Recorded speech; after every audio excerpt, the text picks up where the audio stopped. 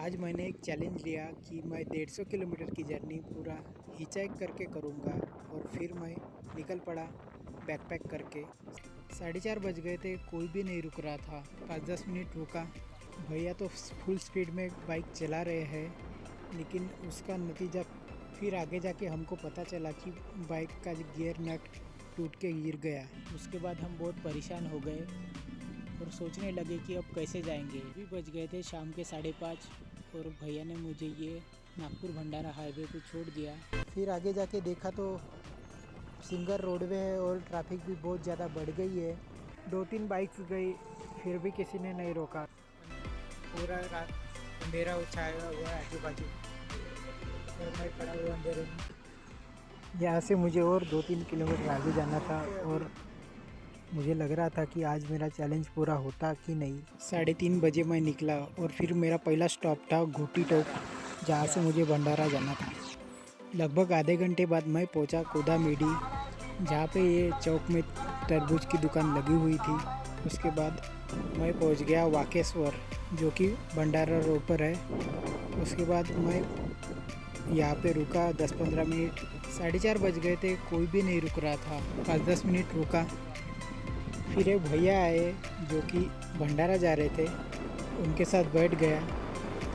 फिर देखा तो भैया तो फुल स्पीड में बाइक चला रहे हैं, लेकिन उसका नतीजा फिर आगे जाके हमको पता चला कि बाइक का गियर नट टूट के गिर गया।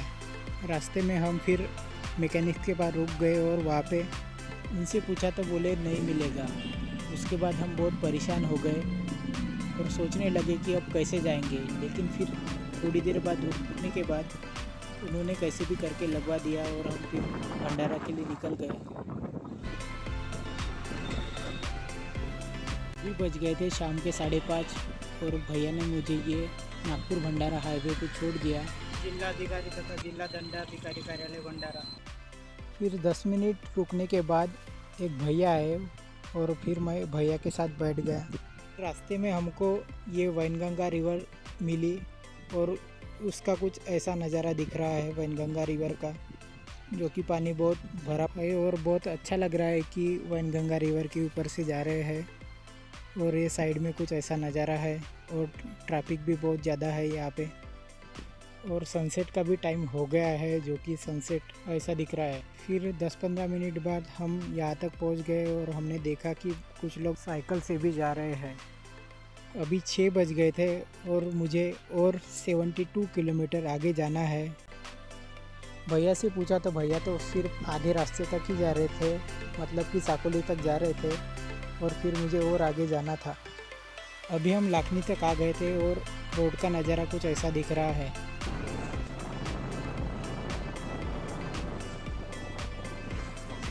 फिर आगे जाके देखा तो सिंगल रोडवे है और ट्रैफिक भी बहुत ज़्यादा बढ़ गई है, लेकिन भैया तो राइडर की तरह बाइक चला रहे हैं।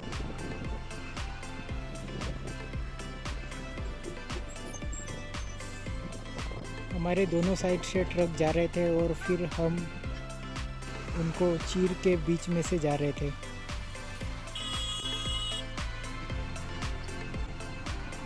वाकई भैया को मानना पड़ेगा, कमाल की बाइक चलाते हैं भैया, क्योंकि इतनी ट्रैफिक होने के बावजूद भी इतनी अच्छी तरीके से बाइक चला रहे हैं।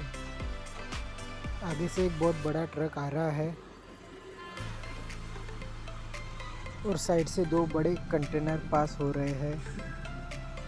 आजकल के ट्रक भी बहुत बड़े और मॉडिफाइड होकर आ रहे हैं, बल्कि पहले के ट्रक बहुत छोटे रहते थे। अभी भैया के साथ सफ़र बस कुछ देर का है, क्योंकि अभी भैया मुझे साकोली में छोड़ देंगे। अभी बस साकोली 3 किलोमीटर है और डोंगरगढ़ 95 किलोमीटर। अभी बस रहे हैं 6:30 और मैं पहुंचा हूँ अभी साकोली। देखता हूँ यहाँ पे कुछ मिलता क्या नहीं। यहाँ से फिर लेता हूँ लिफ्ट। फिर भी मुझे यहाँ से देवरी तक जाना है।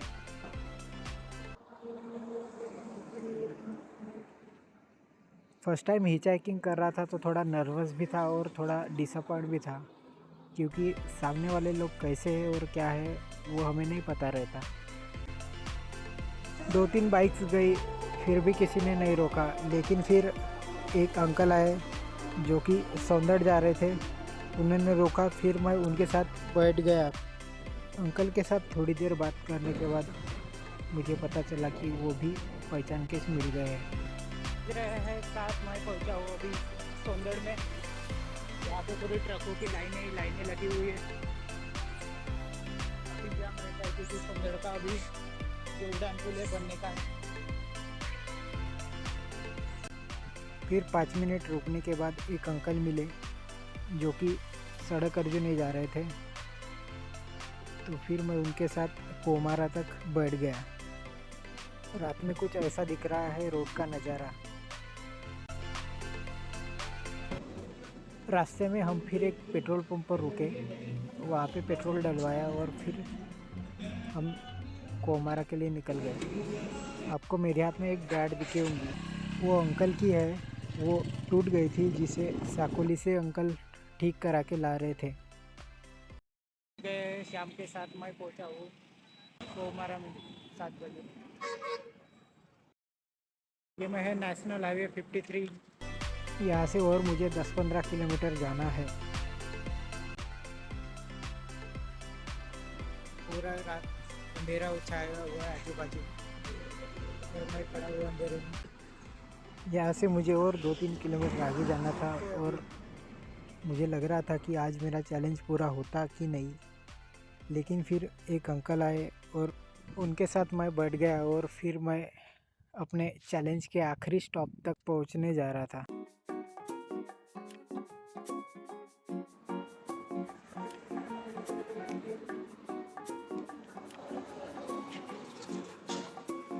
फाइनली पहुंच गया मराम जो।